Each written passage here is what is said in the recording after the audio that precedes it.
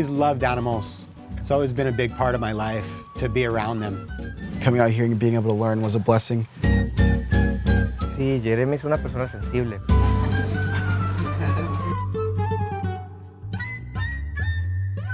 My name is Jeremy Levine, and we are at the Wild Sun Rescue Center.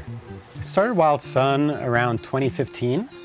It just was an incredible opportunity. I've always loved animals, and it was something that I decided I wanted to do. And I've had it now for 7 years. It's been a journey. I realized somewhere along the way that science wasn't my favorite subject. And I thought, I kind of put that on the back burner. When I moved to Costa Rica, one of the main reasons was because of the wildlife and the nature, and I wanted to be here.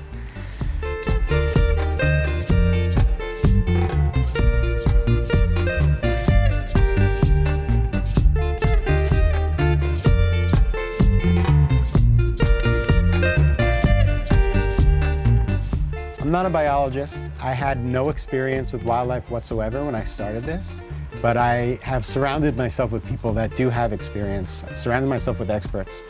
I realized that when I started the rescue center, there was no other rescue center in this area. There was nothing happening for animals that were injured or sick or orphaned. So at this point, we have a staff of 4 biologists with degrees ranging from a bachelor in zoology to a PhD in primatology. Yeah, it's not just me. So I've learned a lot over time, but I continue to surround myself with people that know a lot more than I do. And so over time, we've had to be creative. There's a lot of people that have supported us in really great ways. The building where we're standing right now was made possible by a really good friend, Alex Polyachenko, who loaned us the money at a 0 interest rate to build the building, knowing that this would give us a financial engine to continue to run the rescue center and do our projects. So we have a hotel now that does very well. All of that money supports the rescue center project. It's part of being creative and figuring out ways that we can finance the projects that we have.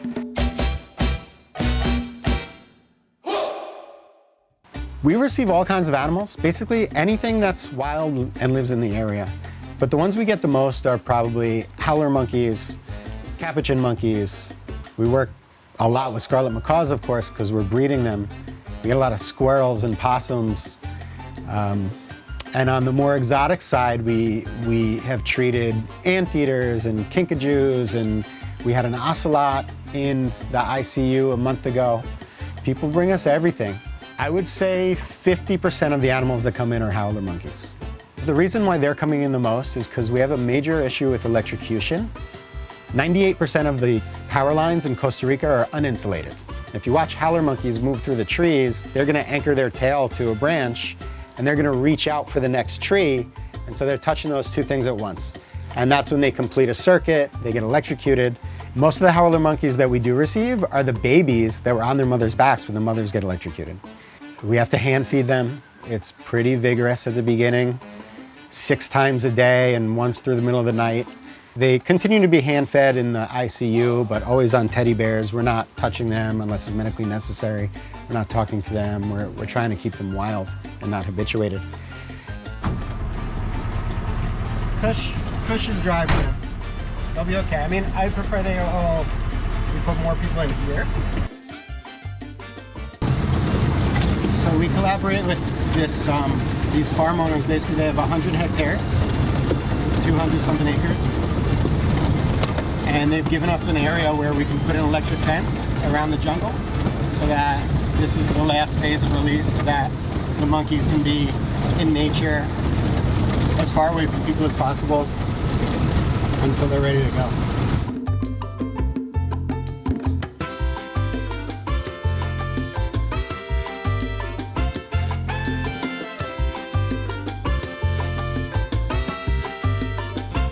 So we're in the pre-release area. When they're around 8 months old, they're now eating solid foods. They're able to regulate their internal body temperature.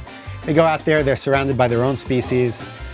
From that point, we wait until they're closer to a little over 2 years old, and now we have a new pre-release enclosure, which is just an electric fence around a big area of the jungle where they can act like regular howler monkeys. It simulates the environment. It is the environment that they will be living in, but predators can't get in and they can't get out. And we can give them supplemental feedings, make sure that they're doing okay. We can observe them every day. The animals, once they're big enough and strong enough and they can feed themselves and they can regulate their body temperature, then they come out here and they're surrounded just by their conspecifics. And this is where they live until they get released. And so we release them at around the same age. We know that in nature, the reason why they're leaving at that point is because they're ready to. They're sexually mature, they're big enough and strong enough to defend themselves, they're mentally smart enough to adapt to different situations, and we release them at the same age to mimic that. When they show us that they're adapting well and that they can survive, then we give them a rope out to the jungle and they're free.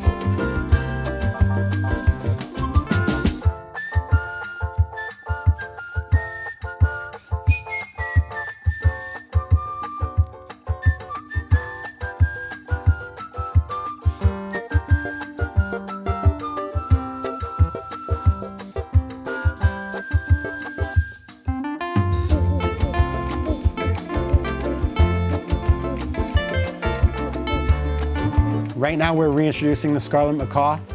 We continue to put out birds every year. The goal is right now to put out 10 more each year until we reach at least 50, and then we'll pick a new point where we start releasing them as well.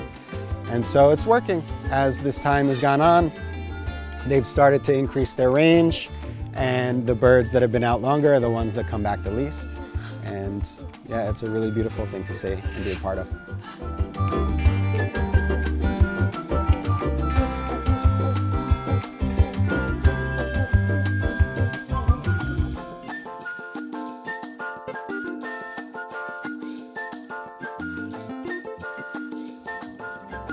If you want to help us in our mission, you can do so in many ways. One, of course, is financial.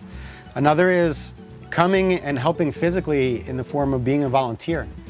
And then also, we have programs that might interest you. So those who want to make biology a career, we have internships for wildlife biology. We have another one for conservation education.